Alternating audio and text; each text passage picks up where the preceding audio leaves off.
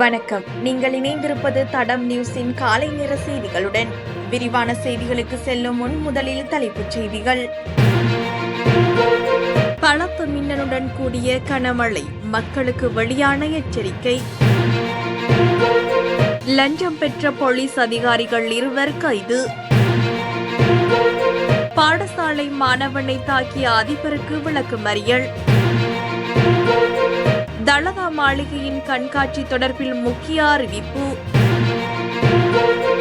விமானத்தில் உயிரிழந்த பெண், சடலத்துடன் 4 மணி நேரம் பயணித்த சக பயணியர்.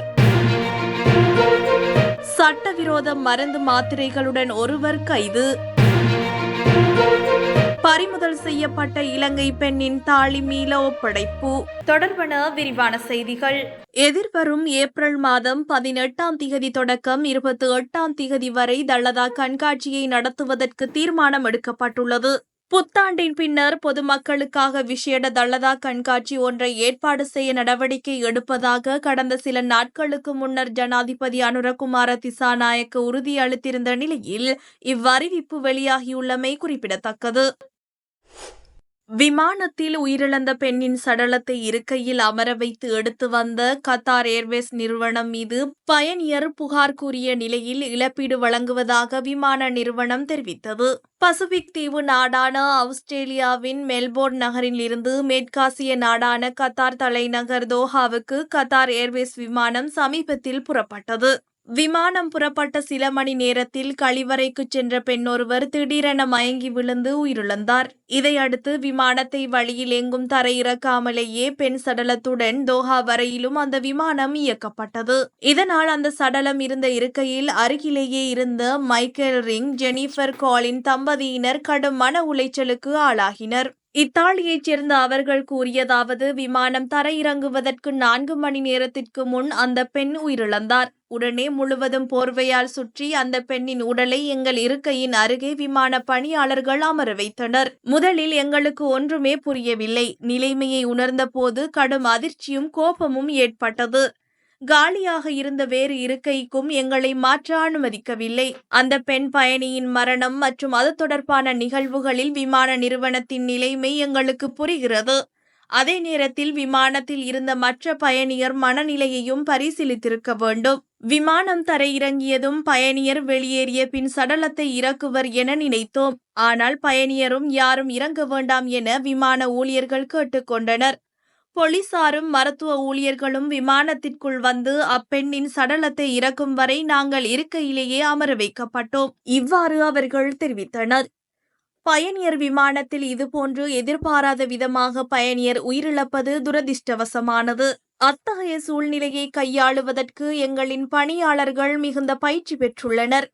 உயிரிழந்த பெண்ணின் சடலம் அருகே விமான பணியாளர் ஒருவர் முழு நேரமும் அமர்ந்திருந்தார்.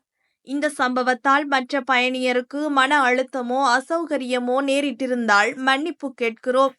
இந்த சம்பவத்தால் பாதிக்கப்பட்ட மற்ற பயணியருக்கு இழப்பீடு வழங்க நாங்கள் தயாராக உள்ளோம். இவ்வாறு அதில் கூறப்பட்டுள்ளது.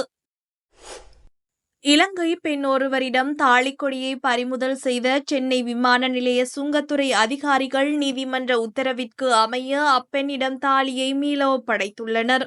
இலங்கையைச் சேர்ந்த பெண்ணொருவர் கடந்த 2023ஆம் ஆண்டு டிசம்பரில் திருமணம் முடித்து குடும்பத்தினருடன் சென்னைக்கு சென்றுள்ளார். இதன்போது சென்னை விமான நிலையத்தில் சுங்கத்துறை அதிகாரிகள் நடத்திய சோதனையில் அந்த பெண் உள்ளிட்ட 3 பெண்கள் அணிந்திருந்த தாலிக்கொடி, வளையல்கள் போன்றவை கடத்தல் நகைகள் என கூறி பறிமுதல் செய்யப்பட்டுள்ளதாக இந்திய செய்திகள் தெரிவிக்கின்றன. இதையடுத்து அப்பெண் சென்னை உயர்நீதிமன்றத்தில் வழக்கு தொடர்ந்தார். இந்த வழக்கில் கடந்த 15ஆம் திகதி பிறப்பித்த உத்தரவில் பெண்களுக்கு தாலி மிக முக்கியமானது, தாலி அணிந்து வருவது கடத்தல் அல்ல. எனவே சுங்கத்துறையால் பறிமுதல் செய்யப்பட்ட தாலிக்கொடியை இலங்கை பெண்ணுக்கு திருப்பித் தர வேண்டும் என்று உத்தரவிடப்பட்டது. இதையடுத்து பறிமுதல் செய்த தாலிக்கொடியை திரும்பப் பெறுவதற்காக அப்பெண் குடும்பத்தினர் நேற்று முன்தினம் இரவு சென்னை விமான நிலையத்தில் உள்ள சுங்கத்துறை அலுவலகத்திற்கு சென்றுள்ளார். இதன்போது அவர்களிடம் தாலிக்கொடியை அதிகாரிகள் ஒப்படைத்துள்ளனர். மேற்கு, மத்திய, சப்ரகமுவ மற்றும் தெற்கு மாகாணங்களுக்கு பலத்த மின்னலுடன் கூடிய பலத்த மழை பெய்யும் என்று வளிமண்டலவியல் திணைக்களம் எச்சரிக்கை விடுத்துள்ளது. குறித்த எச்சரிக்கையானது இன்று இரவு 9:30 மணி வரை செல்லுபடியாகும் வகையில் வெளியிடப்பட்டுள்ளது. மேலும் இடியுடன் கூடிய மழை பெய்யும் போது அந்த பகுதிகளில் தற்காலிகமாக பலத்த காற்று வீசக்கூடும் என திணைக்களம் தெரிவித்துள்ளது. இதேவேளை கிழக்கு, தெற்கு மற்றும் ஊவா மாகாணங்களிலும் மாத்தளை, நுவரெலியா மற்றும் பொலன்னறுவை மாவட்டங்களிலும் அவ்வப்போது மழை அல்லது இடியுடன் கூடிய மழை பெய்யும் என குறிப்பிடப்பட்டுள்ளது.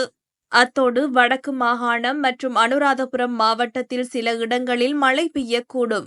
மற்றைய பகுதிகளில் மாலை அல்லது இரவில் அவ்வப்போது மழை அல்லது இடியுடன் கூடிய மழை பெய்யும் என எதிர்பார்க்கப்படுவதாக தெரிவிக்கப்படுகிறது. மேற்கு, சப்ரகமுவ, தெற்கு மற்றும் ஊவா மாகாணங்களிலும் மாத்தளை மற்றும் நுவரெலியா மாவட்டங்களின் சில இடங்களில் 75 மில்லிமீட்டர் மேல் வரை கனமழை பெய்ய வாய்ப்புள்ளதாகவும் திணைக்களம் கூறியுள்ளது. இந்த நிலையில் மின்னல் காரணமாக ஏற்படும் ஆபத்துக்களை குறைப்பதற்கு தேவையான நடவடிக்கைகளை எடுக்குமாறும் வளிமண்டலவியல் திணைக்களம் பொதுமக்களை கேட்டுக் கொண்டுள்ளது.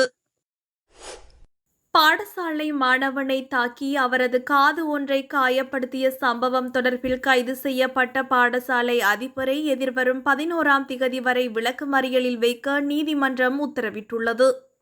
இச்சம்பவம் பொலன்னறுவை பகுதியில் இடம்பெற்றுள்ளது.